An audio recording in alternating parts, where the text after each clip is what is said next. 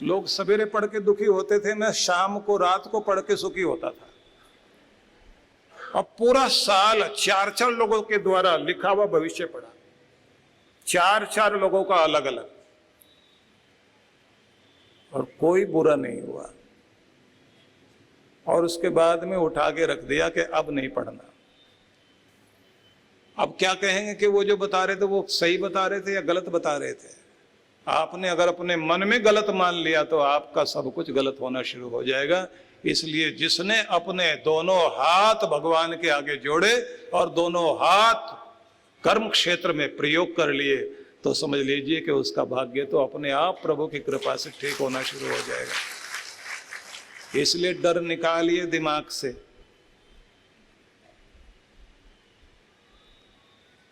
लोगों को विचित्र देखा हमने।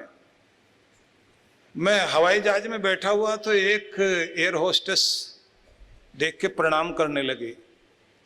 दूसरी वाली जो है वो इशारे से पूछती कौन है, बोले हमारी माता जी सुनती हैं इनको टीवी में सुबह सुबह, और कभी कभी संडे को छुट्टी होती है तो हम भी सुनते हैं। तो वो उससे कहती है अच्छा कुछ बताते भी हैं क्या? तो वो मेरे पास में धीरे से आके कहती है आप कुछ बताते भी हैं? मैंने कहा सत्संग में बताते हैं। नहीं नहीं नहीं नहीं नहीं, हाथ देख के कुछ बताते हैं क्या? जिसको भी थोड़ा सा लोग जो है समझते हैं ये फेमस आदमी, तो उसी के पास पहुंच जाते हैं। हाथ बात देख के बताते हो क्या कुछ? जाफर लोगों को यही एक आदत पड़ गई है। तो अपने हाथ खोल के जब देखोगे ना तो यहां आपको लकीरें दिखाई देती हैं, किस्मत की लकीरें। पर इससे आगे क्या है? आपकी उंगलियां। उंगलियां क्या है? कर्म। तो भाग्य से आगे है कर्म, उंगलियां। तो अगर अपनी उंगलियां ठीक चलाओगे, अपना कर्म ठीक चलाओगे, तो ये जो पीछे भाग्य है तो अपने आप सौभाग्य बदल जाएगा। हम लोग इतने कर्मशील, कर्म योगी, कर्म योद्धा रहे, लेकिन उसके बाद भी न जाने क्या हो गया। इतने इतने डराने वाले पहुंच गए। सारे राहु केतु हमारे पीछे, और वो भी हिंदुओं के पीछे। किसी मुसलमान का कुछ नहीं बिगाड़ते, किसी सिख का नहीं बिगाड़ते, ईसाई का कुछ नहीं बिगाड़ते। हो हिंदू ही मिले हैं क्या डराने के लिए? क्यों इतने कमजोर बन गए हो भाई? गीता को पढ़ते हो और कर्म को पढ़ते हो, कर्म सिद्धांत को जानते हो, तो भरोसा करो अपने भगवान में और भरोसा करो अपने कर्म में। डरने की किसी से कोई जरूरत नहीं है। ज्योतिष शास्त्र का सहारा लिया जा सकता है, लेकिन सहारा लेने का मतलब यह नहीं है कि डरपोक बन जाओ। असल में तो मैं सीधा कहूंगा आपसे, कृष्ण भगवान जब ये कहते हैं कि सुख दुख हानि लाभ द्वंद्व जितने भी संसार के हैं, इनमें जो अपना संतुलन बनाएगा, अमृत तो उसके लिए है, जिंदगी का आनंद तो उसके लिए है। और जो कमजोर पड़ेगा उसके लिए जिंदगी में कुछ भी आनंद नहीं है। इसलिए संतुलन बनाना सीख जाइए। ये बहुत ऊंची बात है, बहुत महत्वपूर्ण संदेश है। आप सोचिए, आपका ये शरीर भगवान ने, कबीर ने लिखा ना, इस घट के अंदर बाग बगीचे, इसमें सृजनहारा। इसी में बाग बगीचे हैं आपके शरीर के अंदर, और बनाने वाला भी इसी के अंदर बैठा हुआ है। तुम्हारा परमात्मा तुम्हारे साथ चलता है, तुम्हारा परमात्मा तुम्हारे हृदय में बैठा है। बस अपने परमात्मा को जागृत करने की आवश्यकता है, उसकी शक्तियों को उद्बुद्ध करने की आवश्यकता है। अपने ध्यान के द्वारा हर दिन अपने परमात्मा को जागृत करने की कोशिश करनी चाहिए। कहते हैं ना कि दुनिया से बात करनी हो तो फोन की जरूरत होती है। सबके पास है ना। दुनिया से बात करने के लिए फोन की जरूरत है, और भगवान से बात करने के लिए मौन की जरूरत है, मौन बैठने की जरूरत है। जितना शांत हो जाओगे, परमात्मा आपके मौन में बोलता है। मस्तिष्क को शांत रखना शुरू कर दीजिए, तो दुनिया से बात करोगे तो फोन की जरूरत पड़ेगी। भगवान से बात करने के लिए मौन की जरूरत है। फोन से बात करने के लिए बिल देना पड़ता है और भगवान से बात करने के लिए दिल देना पड़ता है। बस अपना हृदय भगवान को अर्पित कीजिए, भावनात्मक रूप से अपने प्रभु से जुड़ जाइए, तो आपका ये शरीर, जिसको कबीर कह रहे हैं इस घट के अंदर बाग बगीचे, इसमें सृजनहारा हो, इस घट अंदर 7 समंदर, इसमें 9 लाख तारा हो। मतलब समुद्र भी, 7 समुद्र भी इसी में, और 9 लाख तारा, आकाश मंडल भी आपके अंदर, गहराई भी बहुत है अंदर, ऊंचाई भी बहुत है। अपनी साधना के द्वारा अपने अंदर पहुंचे, गहराई में पहुंचे, अपनी ऊंचाई में पहुंचे। इस घट अंदर पारस मोती, इसमें परखन हारा, इस घट अंदर अनहद गर्जे, इसमें उछलत फुवारा, कहत कबीर सुनो भाई साधो, इसमें साईं हमारा। परमात्मा इसी में बैठा हुआ है। तो आप सबके अंदर ही बाग बगीचे हैं। बाग बगीचे से मतलब है जहां जाकर खिले हुए फूलों को देखकर आपके चेहरे पर मुस्कुराहट आए और आप खुश हो जाएं, तो वो जगह होती है बाग बगीचा। लेकिन खुश तब होते हैं जब आपके अंदर का भी बाग बगीचा हरा भरा हो। जब आपका मन अंदर से हरा भरा हो तो बाहर का बाग बगीचा आनंद देता है। अंदर अगर उदास है तो बाहर का बगीचा आनंद नहीं देता है। कबीर कहते हैं अंदर का बगीचा हरा भरा करिए, अंदर फूल खिलाइए तो बाहर फूल महसूस होंगे। तो क्या करना चाहिए? आप देखते हैं ना आजकल लोग सेल्फी वगैरह के चक्कर में बहुत रहते हैं। सेल्फी को हिंदी में क्या बोलेंगे? खुद खींचू कह लीजिए। तो चेहरा उसके आगे मुस्कुराता हुआ करेंगे। कितने सेकंड के लिए? 10, 15, 17 सेकंड। जितना मुस्कुराएंगे फोटो अच्छा आएगा ना। तो आप जानते हैं कि अगर अपने चेहरे को सुंदर दिखाना है तो मुस्कुराहट लाइए।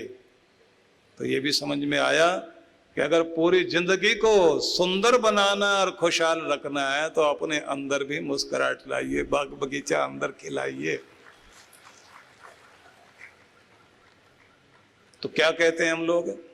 हम खुश तो रहना चाहते हैं पर कोई रहने ही नहीं देता, परिस्थितियां ऐसी।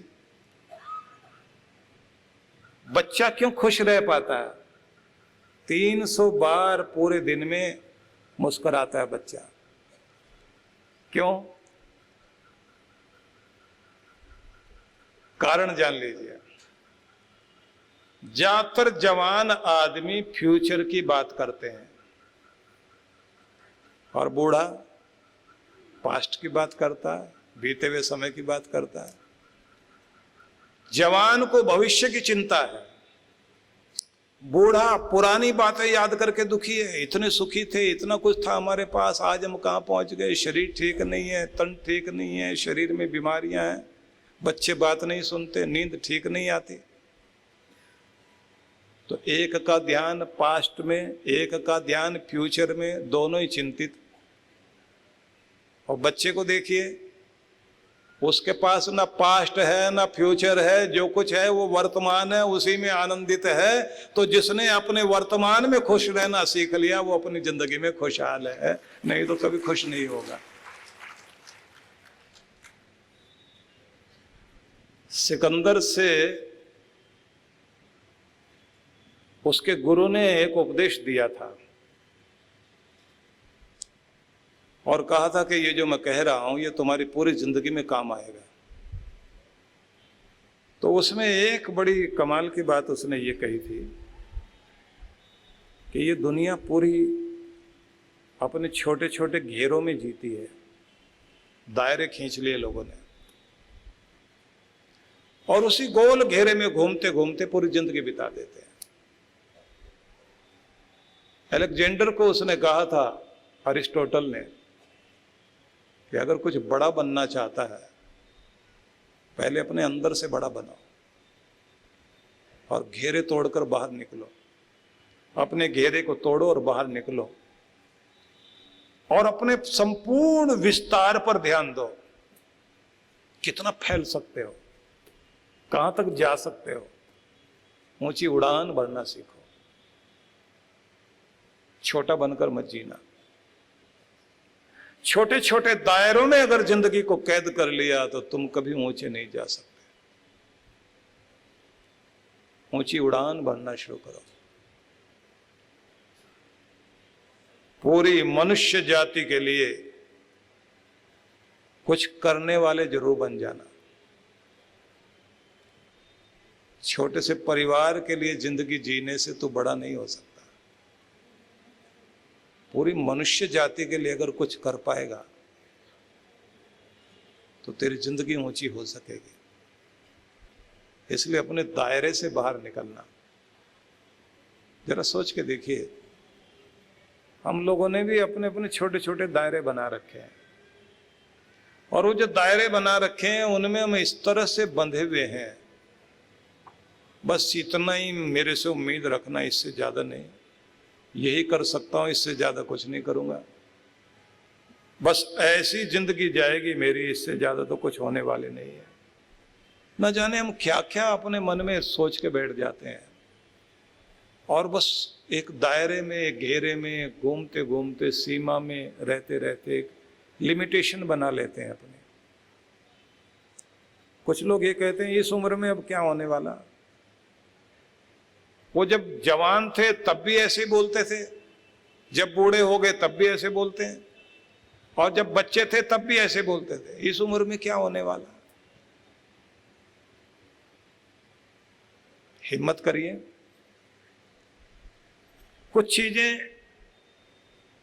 आपको सोचनी होंगी, जैसे मैं बताऊंगा आपको। एक संभव शक्ति है आपके पास, एक संभाव्य शक्ति है। एक जो आप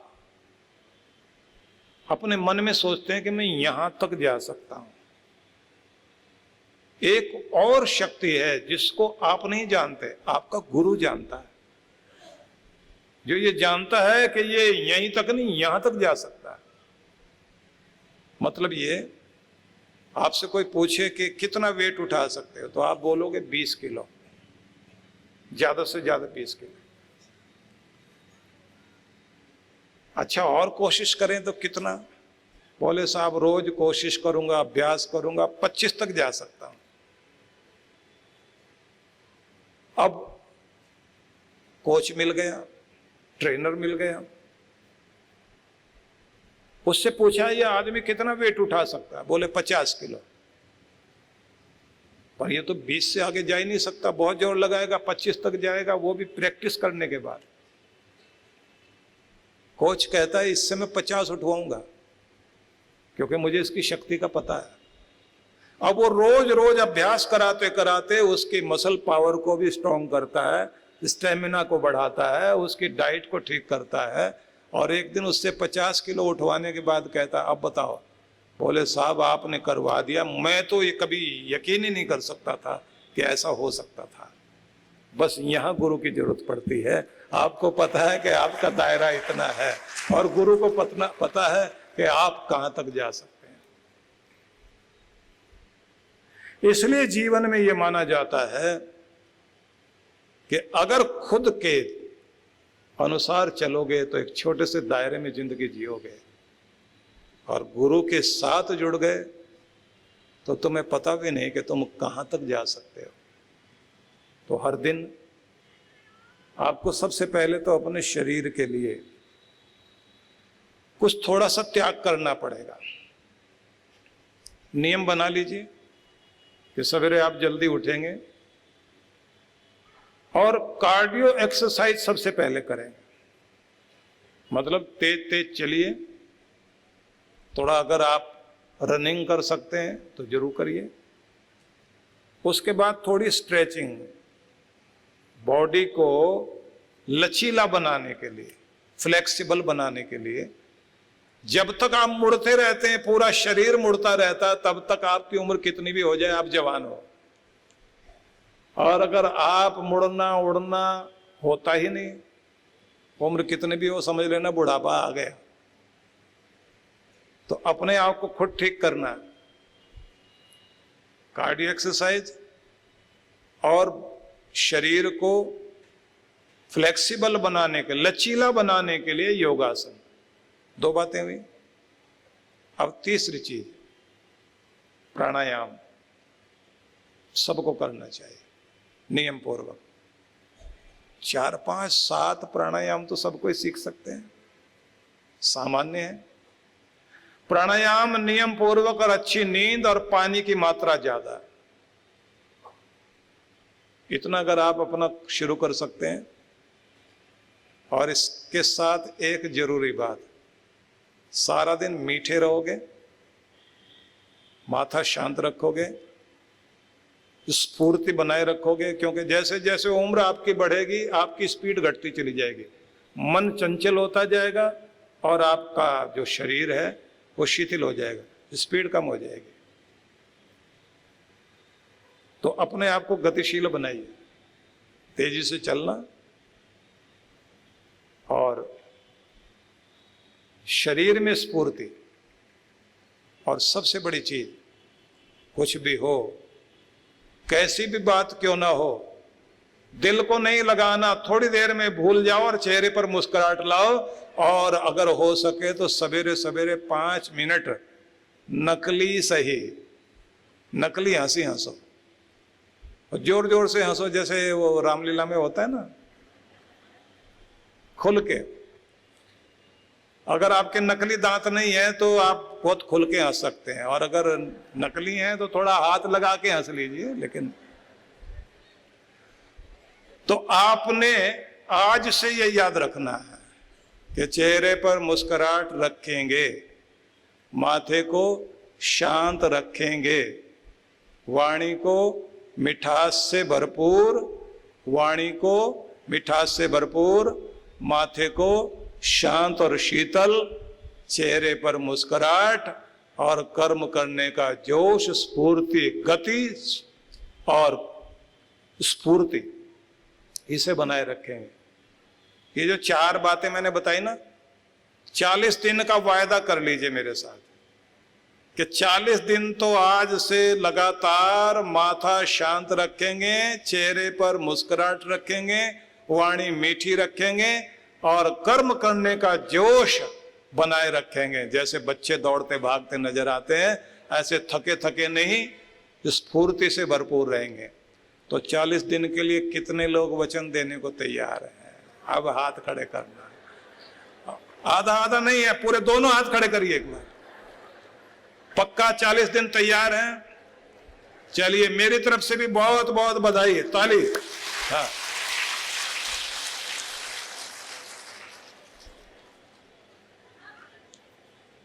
तो 40 दिन आपने अगर पूरा कर लिया, आगे तो भगवान अपने आप हाथ पकड़ लेंगे, फिर आप कभी उदास हो ही नहीं सकेंगे। अपने यहां नियम है, 40 का नियम बहुत अद्भुत नियम है। परम पूज्य श्री सुधांशु जी महाराज के पावन सानिध्य में गुरु पूर्णिमा महोत्सव कार्यक्रम की रूपरेखा। 9 जुलाई 2023 गुरु दीक्षा प्रातः 9 बजे, गुरु दर्शन, गुरु पूजन एवं सत्संग सायं 4:30 से 6:30 बजे। सत्संग स्थल सिद्धिधाम आश्रम, बैकुंठपुर, बिठूर, कानपुर, उत्तर प्रदेश। आयोजक विश्व जागृति मिशन कानपुर मंडल। संपर्क सूत्र। आप सभी इस कार्यक्रम में सादर आमंत्रित हैं।